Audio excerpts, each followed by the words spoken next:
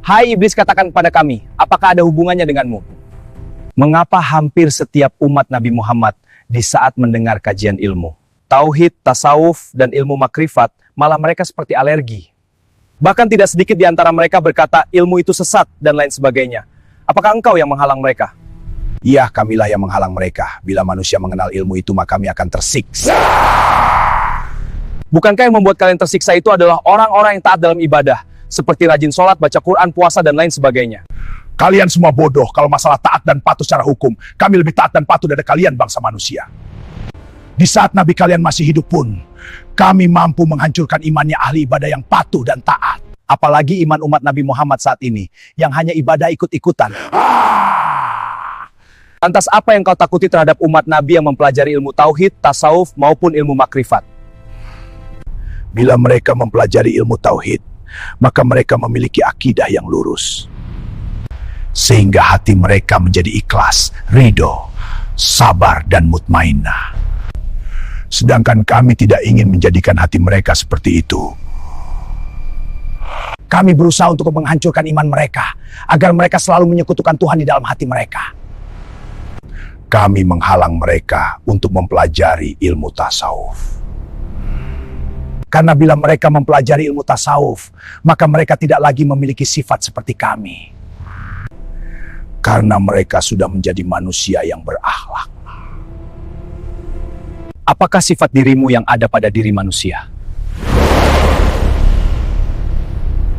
Sombong, angkuh, takabur, buruk sangka, mencela, menggunjing, fitnah, iri, dengki. Merasa lebih baik, lebih benar, lebih hebat.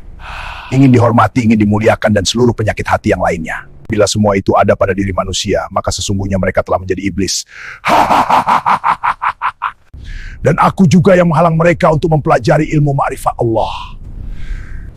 Karena aku ingin mereka agar seperti diriku, yang hanya mengenal perintah Tuhan, tapi tidak mengenal rahasia di balik perintah Tuhan, dan tidak mengenal siapa yang ada di dalam lembaga Adam.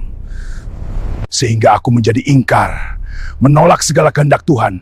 Bahkan aku seolah seperti Tuhan. Hai manusia, bila kalian ingin selamat dariku, maka kenalkan Tuhanmu yang ada di dalam diri. Karena Tuhanmu yang berkata, aku lebih dekat daripada urat lehermu.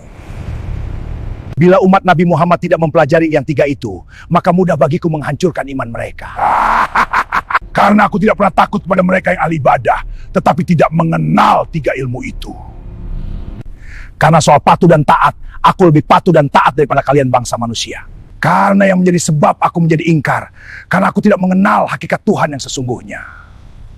Terima kasih Om Iblis, karena engkau telah menyadarkan aku dan jujur berkata kepadaku. Sobatku semua, semoga dari tayangan ini kita dapat mengambil kesimpulan. Untuk mengalahkan iblis yang ada di dalam diri kita, maupun yang ada di luar diri kita, tidak cukup hanya bermodalkan ketatan dalam ibadah saja. Maka kita lebih wajib menggali tentang pemahaman, ilmu tauhid, ilmu tasawuf, maupun ilmu makrifatullah. Karena soal ibadah dan ketaatan, maupun perkara tentang ilmu hukum, iblis lebih pandai dan lebih patuh daripada kita. Ikut terus channel Bang Usman, like, bagikan, dan komen. Semoga kita semua dapat berbagi dalam ilmu jari yang bermanfaat. Terima kasih.